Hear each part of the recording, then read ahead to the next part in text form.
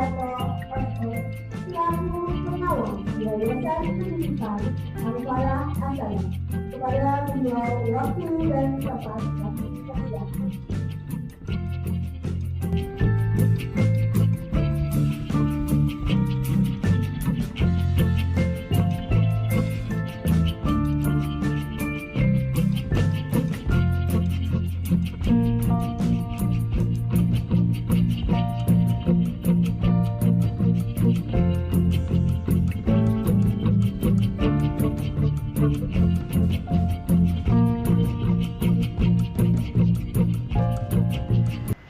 Berikut nama-nama wisudawan wisudawati KB Al-Falah As-Salam tahun ajaran 2019-2020. Kategori siswa ramah: Ananda Asya Tera Hairun Nisa, Ananda Raiki Adrian Tejayadi, Ananda Maira Nada Aisalova, Ananda Ataryandi Ahdanial Aisi Halkarian, Ananda Muhammad Al-Fatih Rajendra Diyar, Ananda Nareswara Farezel Cahya Meta, Ananda Muhammad Rafi Rizkullah, Ananda Arganta Hamisan Ishraq,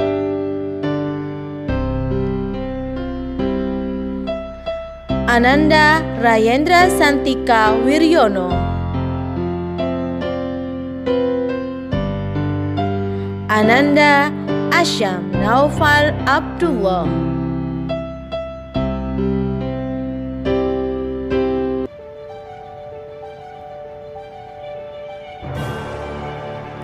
kategori siswa disiplin: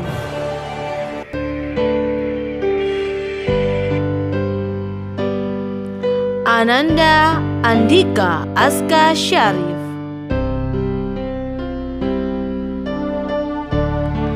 Ananda Najwa Azahra Putri Nurcahyani, Ananda Muhammad Naufal Aditya,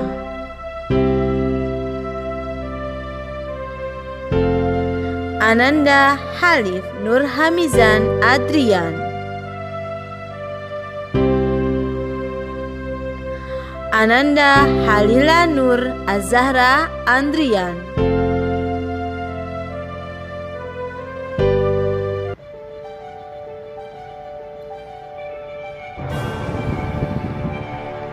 kategori siswa rajin: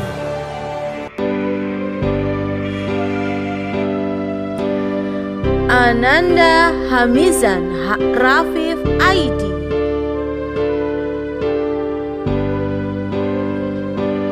Ananda Syuahayu Zia Adwa, Ananda Fawas Vergal Prayugo,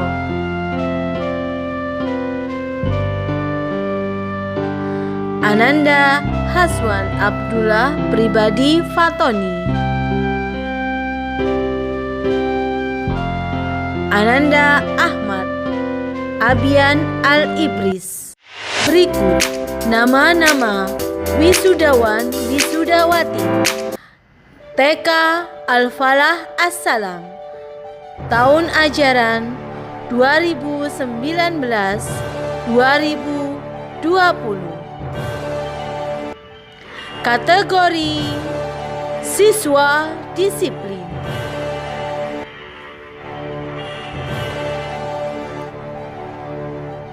Ananda Akifa Alia Purwadi,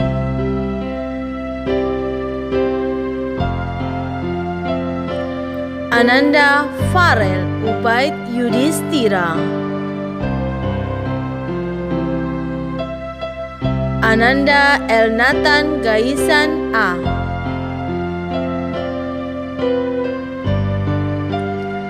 Ananda Kobehiro Muhammad Ramadan,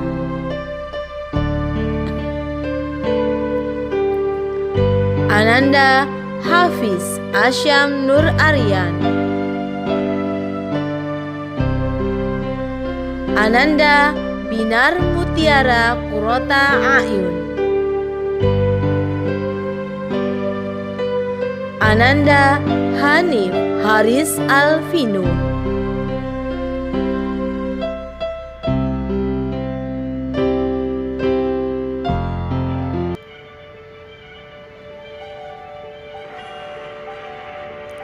kategori siswa rajin. Ananda Erin Fatina Husna,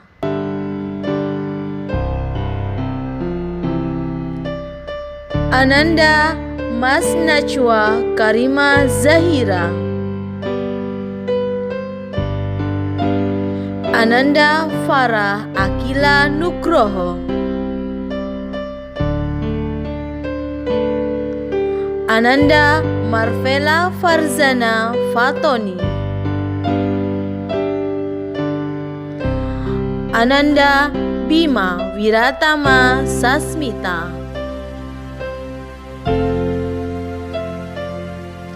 Ananda Zafira Asmi Setiawati, Ananda Alvaro Haris Altaf Afandi, Ananda Jihan Mikaila Rafael, Ananda Kaila Kansa Saula,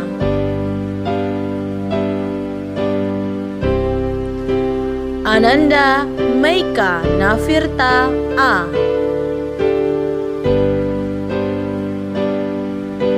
Ananda Haifa Zakia Hamdan,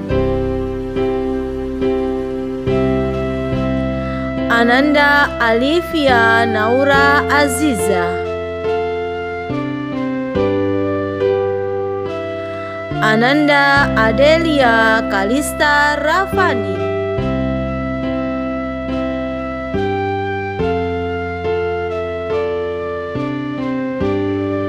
kategori siswa pemaaf.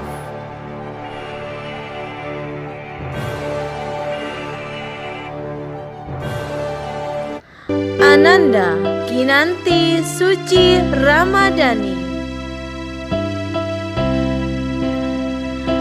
Ananda Ahtar Asyauki Filandra,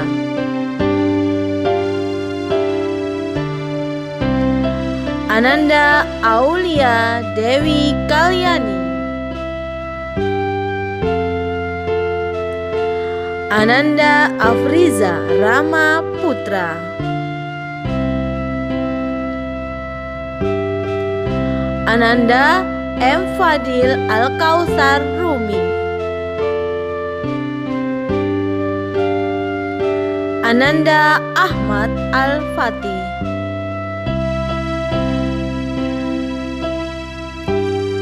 Ananda Muhammad Akil Fikri,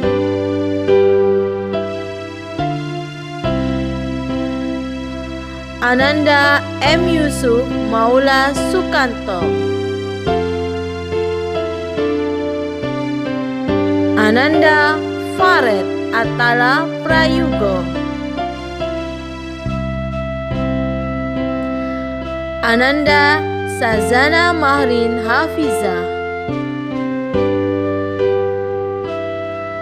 Ananda Zahra Kanza Aji Baskoro,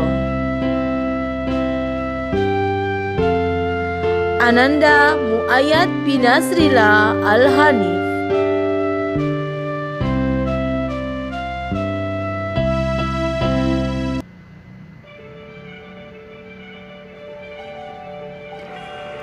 Kategori siswa jujur.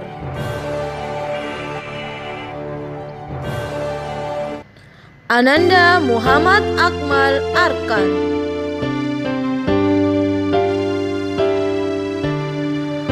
Ananda Yuriko Fabian Pratama, Ananda Rio Ramadhani Julianto, Ananda Queen Hairun Nisa,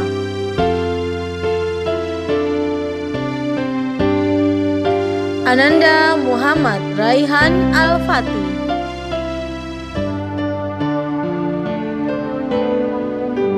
Ananda Rafa Atala Ahmad, Ananda Dia Amili Suryawardani, Ananda M. Almair Haidar Amrullah, Ananda Asazia Belvania Alessa Putranto, Ananda Keano Malik Dwi Ananda, Ananda Irhab Rafadan Atala,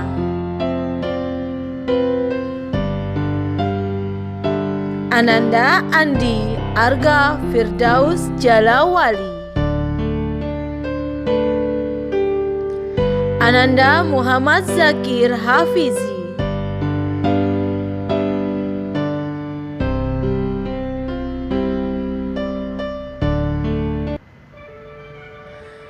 kategori siswa ramah.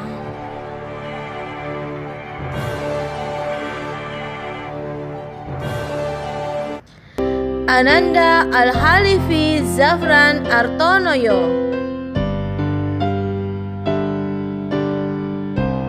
Ananda Muhammad Novaliando Andri Atmono,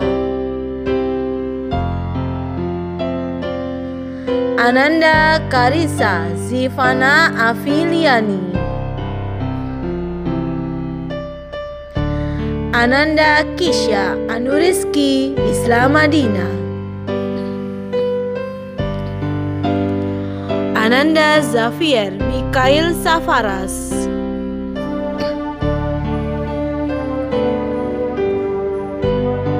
Ananda Alvino Ardiana Saputra,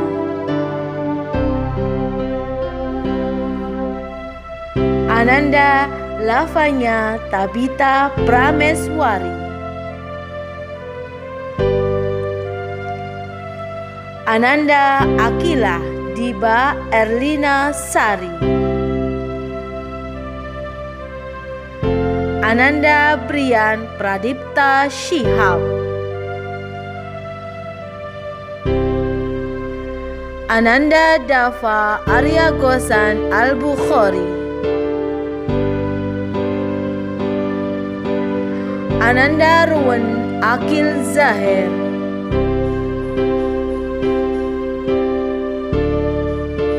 Ananda Zarina Akila Mahin,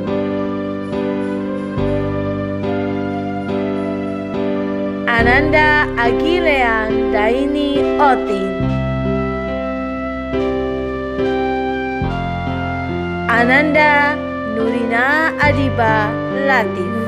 Yaitu acara parenting dengan tema stimulasi perkembangan anak yang bisa dilakukan di rumah selama masa pandemi normal.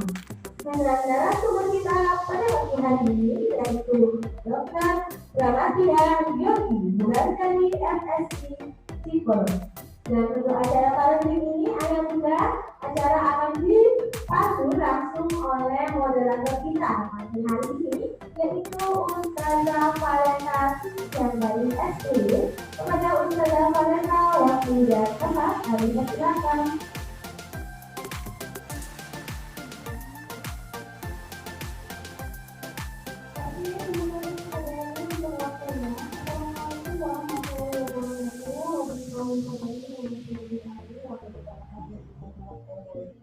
Nanti kami rasanya ada dan muda bagaimana kabarnya mudah-mudahan sehat selalu ya.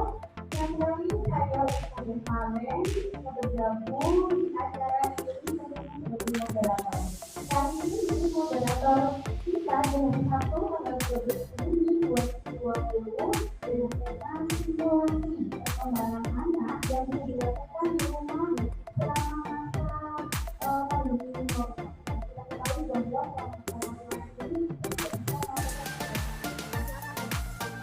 ya, kita tidak bisa melakukan kegiatan apa-apa. Nah, selain itu juga anak-anak juga tidak bisa melakukan kegiatan belajar, mengajar, bertemu, bercakap kita di sekolah. Itu bagaimana tips dan tipsnya supaya kita tidak terlalu stres ya. Kita tidak terlalu stres menghadapi anak-anak selama belajar atau selama perkembangan mereka di rumah.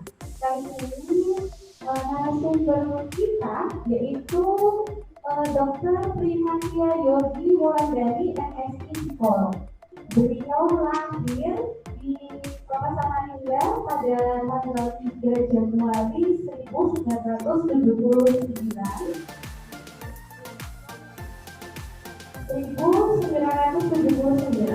Nah, untuk riwayat pendidikannya, S1-nya beliau mengambil studi di Universitas Gadjah Mada pada tahun 2000. Selanjutnya program profesinya ditempatkan di universitas yang sama, ada Bunda di tahun 2002. Untuk S2-nya juga di universitas yang sama, yaitu Universitas Gadjah Mada di tahun 2003. Serta selanjutnya S3-nya beliau mengambil di Universitas Erlangga pada tahun 2019.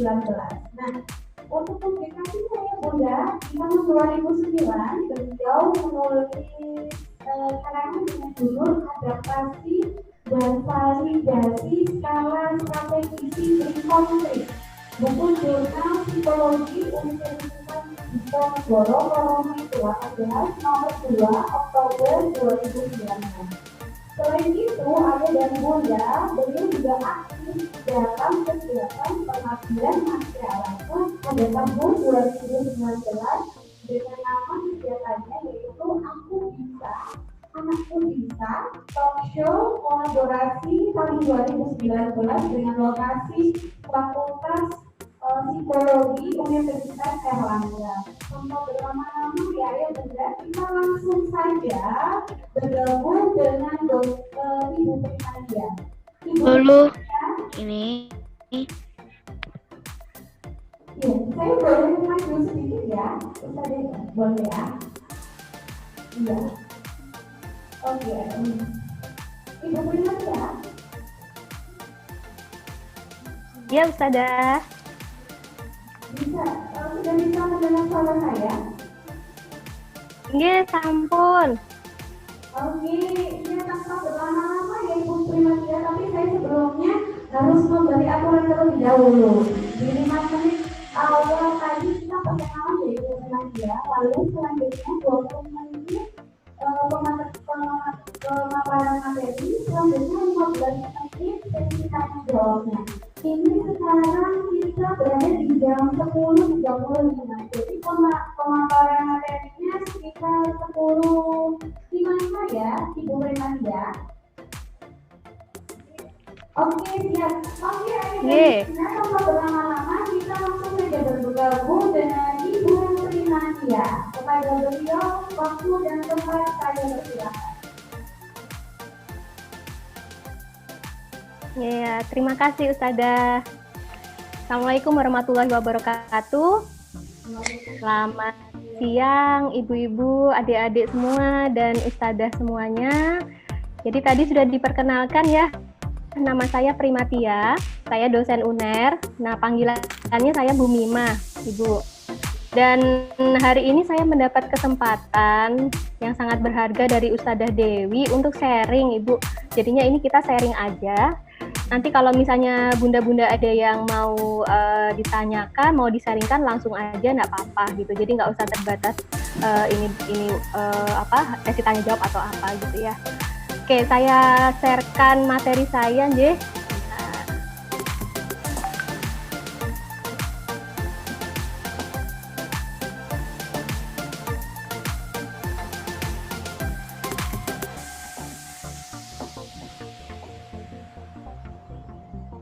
Sudah terlihatkah Ustazah materi saya? Adik juga ikut nonton ya? Ya, saya mulai nggih Ustazah nggih. Baik, Bunda. Monggo. Ya. Baik Bunda-bunda semuanya. Nah, jadi pada hari ini kita akan sharing sekitar 20 menitan terkait dengan pengasuhan di masa pandemi ya. Sekarang kan ada istilah new normal nggih Bunda nggih. Jadinya tidak hanya berhenti di masa pandemi tapi ada new normal. Nah, nanti saya akan singgung sedikit terkait dengan persiapan-persiapan apa yang harus dilakukan kalau misalnya nanti anak-anak kita harus sekolah di masa new normal, misalnya gitu ya. Tapi sekarang kita bicara dulu terkait dengan apa sih yang dirasakan selama 3 bulan ini gitu ya. Mungkin saya Ustazah, mungkin ini saya mau sharing dulu, ada mic-nya bisa dihidupin untuk bunda-bunda yang mau sharing. Yang dirasakan bunda-bunda 3 bulan ini apa? Monggo. Oh, gitu. Kita harus Oke. itu ya. Kalau ada, Ini ya, Bunda ya. iya, Oke, baik. Tim operator akan segera. ada yang mau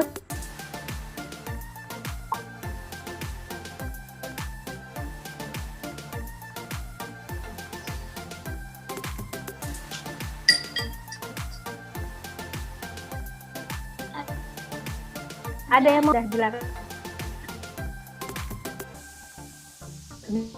dirasakan ya. Campur aduk rasanya Ano. Gimana Bunda siapa ini? Bunda Lina ya? Ya, Campur aduknya gimana Bunda? di satu sisi senang ya kita sama anak, tapi di sisi lain kok dengan situasi pandemi seperti ini kok rasanya gitu ya, nggak bebas gitu ya. Terus anak-anak juga banyak ngeluhnya, kok di rumah Bu nggak bisa keluar rumah, nggak sekolah. Iya, campur-campur deh Bunda Lina ya. Korea. Ya, oke. Nah, kalau bisa digambarkan seperti ini kah Bunda? Ada yang repot seperti ini? Iya, jadi kayaknya tangan dan kaki itu nggak pernah berhenti gitu ya, muter dapur, tempat cucian, kamar mandi gitu ya. Ini yang ibu rumah. Mungkin bisa di-mute lagi, Bu Ustazah. Ustazah bisa di-mute lagi.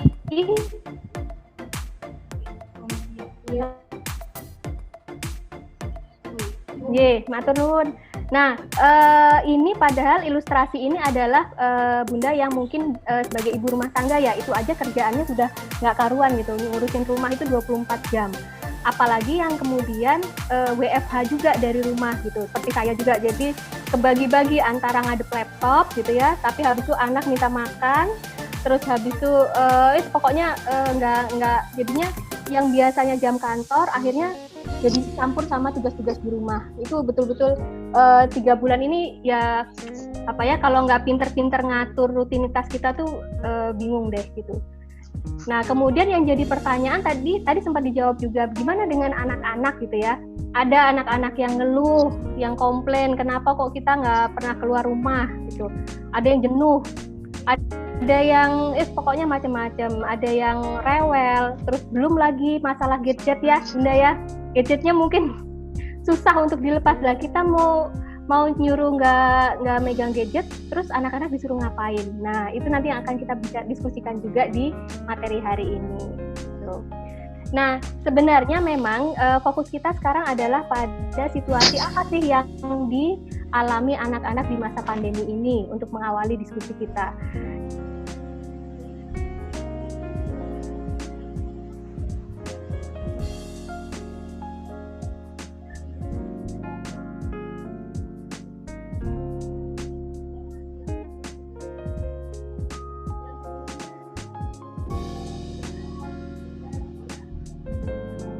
sepeda gitu ya, atau misalnya main bola gitu. Nah itu akhirnya dan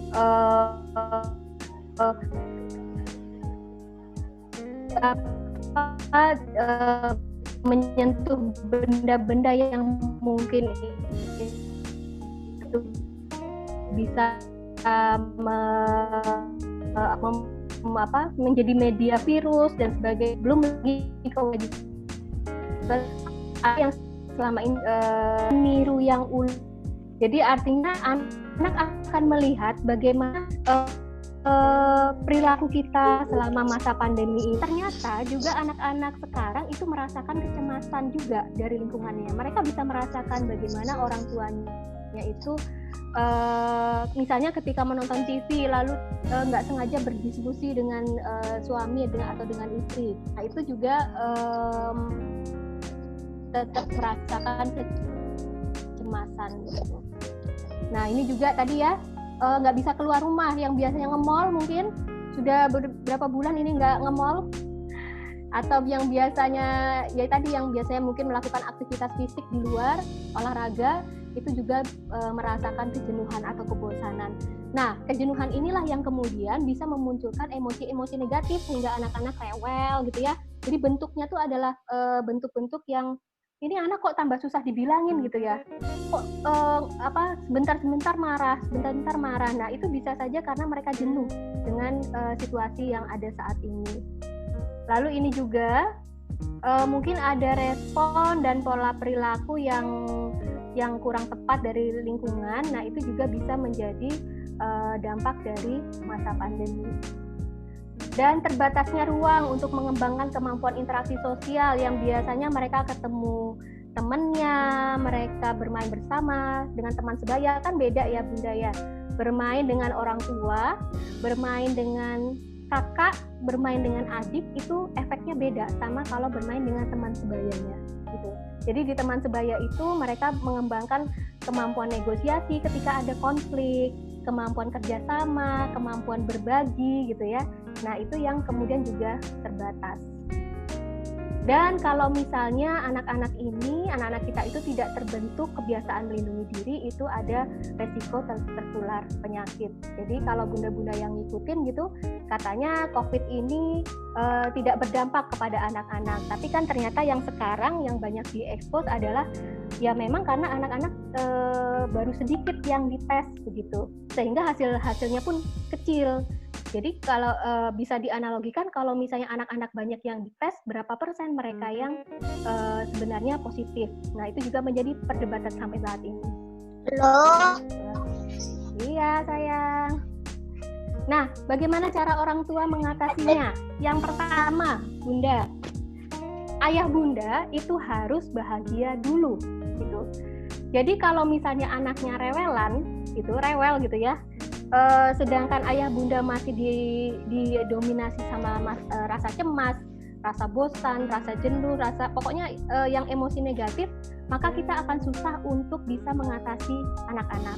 Jadi usahakan dengan segala keterbatasan ini cari sisi-sisi positif yang bisa kita dapatkan pada masa ini gitu. Pasti ada. Dan kita belajar bahwa segala sesuatu pasti ada hikmahnya selama kita mau untuk melihat itu gitu. Jadi ini penting ya bunda-bunda ya. Jadi kita harus apalagi kita sebagai ibu itu adalah yang sangat mempengaruhi nuansa di rumah. Kalau ibu tidak happy, biasanya kemudian rumah menjadi tidak happy. Apalagi anak-anak. Kalau ibu capek banget, kesel gitu ya, nah itu bisa efeknya ke anak-anak juga. Nah kemudian yang kedua, karena kita tahu bahwa anak-anak itu sebenarnya juga memiliki emosi-emosi yang mungkin belum bisa dikeluarkan. Nah kita bantu anak untuk mengekspresikan emosi. Itu bisa macam-macam. Misalnya kita bercerita ketika mau tidur. Gimana dek, udah 3 bulan ini kamu rasanya gimana gitu. Kita jadi sambil santai gitu, bantu anak untuk mengekspresikan emosi. Atau misalnya bisa dengan anak diajak menggambar, nah itu juga bisa mengekspresikan emosi gitu. Yang ketiga terkait dengan tadi keterbatasan komunikasi tadi. Jadi kita tahu bahwa teknologi sekarang itu cukup mendukung kita untuk menjalin komunikasi dengan orang-orang di luar rumah gitu ya. Jadi usahakan untuk tetap bisa video call gitu dengan eyangnya yang jauh di sana, misalnya dengan sepupu-sepupunya atau dengan melalui teknologi ini. Lalu, nah ini yang menjadi permasalahan banyak sekali orang tua terkait dengan penggunaan gadget. Nah, kalau dulu mungkin ketika sekolah itu bebas gitu ya, anak-anak nggak pegang gadget gitu. Tapi sekarang 24 jam anak-anak di rumah. Nah, fenomena gadget ini juga sangat memprihatinkan. Jadi ada beberapa orang tua yang gini, daripada anak rewel ya udah kasih aja gadget gitu. Terus orang tuanya sibuk dengan aktivitas yang memang harus diselesaikan. Nah, ini yang juga antara sulit dan mudah juga untuk menggunakan aturan ketika menggunakan gadget ini. Gitu. Nah, kemudian masuk pada stimulasi di rumah. Jadi sebenarnya ayah bunda kita bisa kok kalau mau gitu ya, mengatur bagaimana alokasi waktu yang bisa digunakan di rumah. Tapi tentu saja itu dibutuhkan waktu khusus gitu. Artinya misalnya, jadi ada waktu yang harus dikorbankan untuk tugas-tugas yang lain. Jadi jangan sampai kita melakukan stimulasi di rumah itu tapi sambil ngadep laptop atau sambil ngadep HP gitu. Jadi anaknya gambar, ibunya main HP, itu juga nggak bagus gitu ya. Jadinya kalau memang saran saya, kalau memang mau menstimulasi anak di rumah, tolong sediakan waktu khusus. Misalnya, ayo jam 8 habis sarapan sampai jam 10 atau sampai jam 9. Kita bareng-bareng melakukan permainan misalnya. Bentuk stimulasi kan macam-macam ya Bunda ya. Jadi misalnya kita melakukan permainan, ya udah khusus 1 jam atau 2 jam itu kita sediakan waktu khusus. Dan usahakan itu rutin pada jam yang sama. Jadi hampir sama lah kita mengkondisikan supaya anak-anak itu seperti di sekolah, mendapatkan stimulasi di sekolah. Lalu kemudian dilakukan bersama-sama. Nah, ini lebih bagus juga kalau bisa dilakukan bersama-sama dengan anggota keluarga yang lain. Kemudian diapresiasi usahanya anak gitu. Jadi apapun yang dilakukan anak tolong dihargai gitu, apapun hasilnya. Dan bisa juga stimulasi itu bentuknya dalam kegiatan sehari-hari Bunda. Misalnya anak disuruh nyapu gitu ya, kebetulan anak saya ada yang perempuan gitu ya, kita nyoba resep. Jadi bunda-bunda juga bisa misalnya cari resep-resep yang sederhana gitu, ayo kita buat jajan atau snack untuk di rumah. Nah itu dilibatkan. Khusus anak-anak usia dini mungkin bisa dipilih dia terlibat dalam proses yang mana, yang sederhana misalnya untuk mengaduk tepung misalnya. Terus ayo deh dipecahin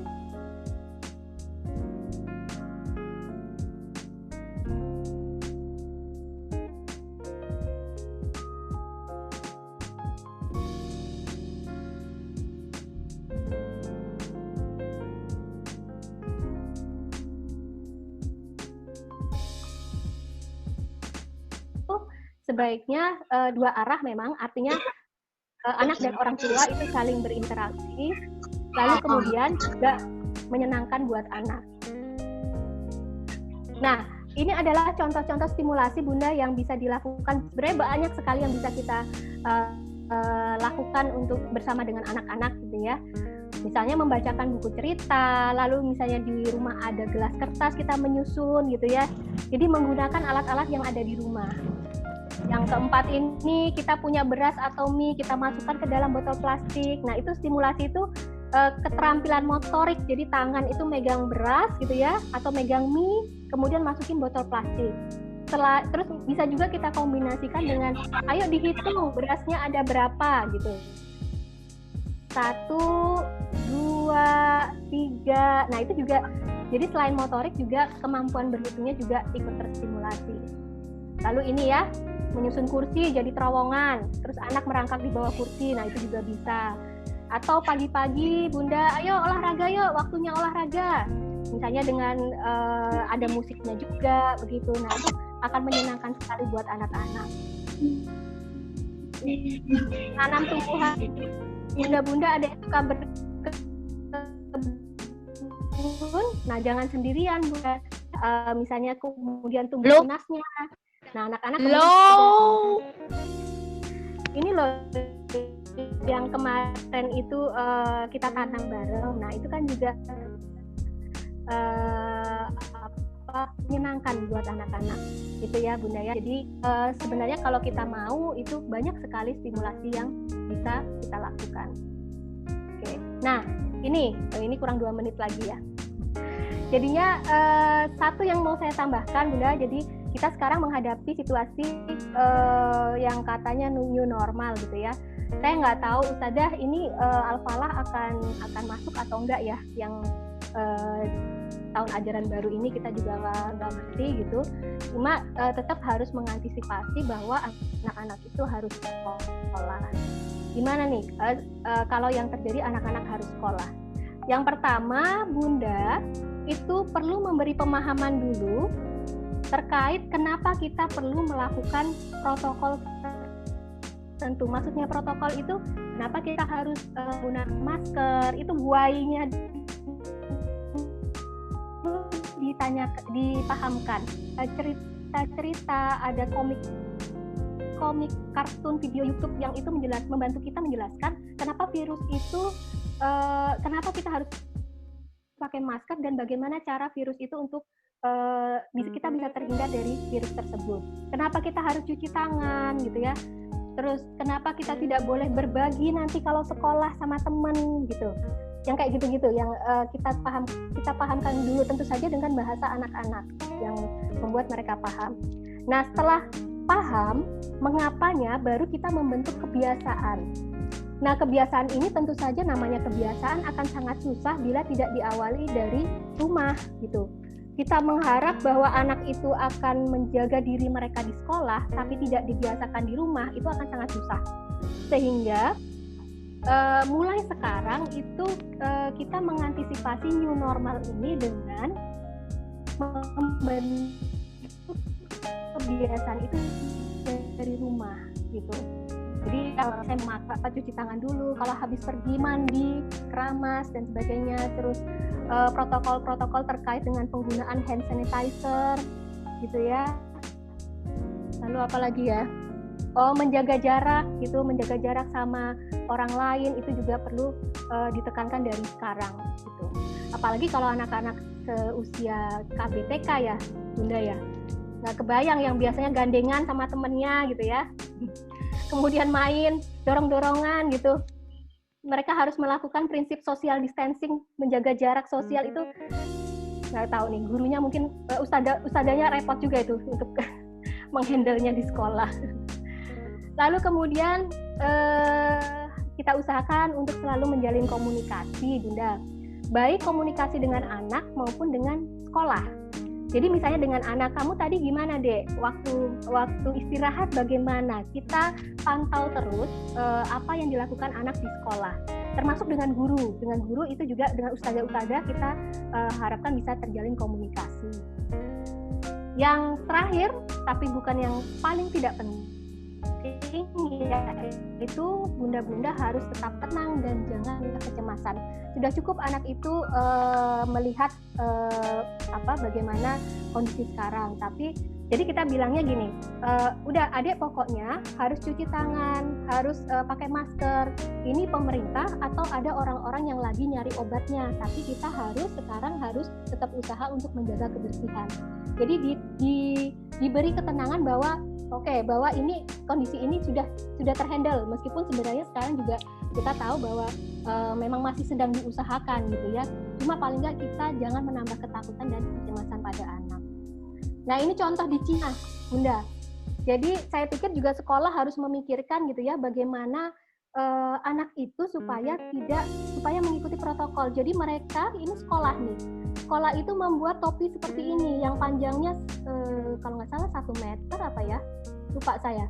Jadi dengan topi ini mereka secara otomatis tidak bisa mendekat ke temannya gitu. Jadi sangat menarik yang dilakukan dilakukan oleh Cina ini untuk mencari melakukan social distancing pada murid. Kan 3 menit. Jadi intinya ini Bunda, jadi jangan lupa bahagia gitu ya. Ketika kita ingin menenangkan anak, ketika kita ingin menstimulasi anak dengan tenang supaya anak kemudian juga bisa berkembang dengan optimal gitu ya. Kita nggak tahu berapa lama masa pandemi ini akan berlangsung. Yang penting kita jangan lupa bahagia, dan ketika kita bahagia, harapannya anak-anak juga ikut bahagia. Oke, begitu Ustazah yang saya bisa sharingkan. Terima kasih banyak. Ada yang mau didiskusikan? Assalamualaikum warahmatullahi wabarakatuh.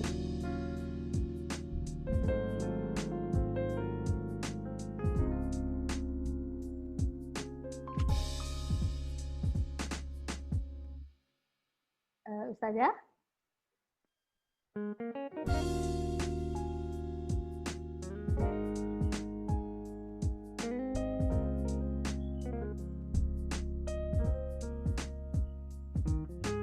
Belum ada suaranya Ustazah.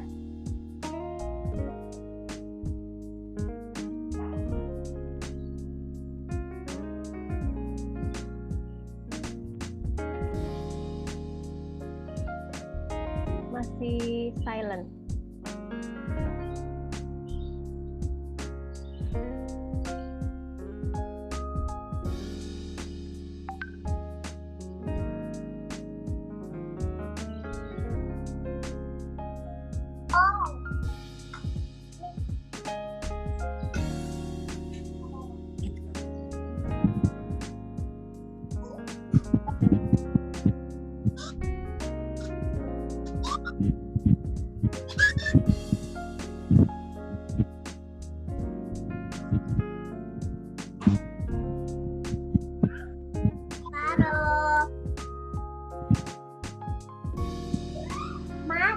Halo gitu.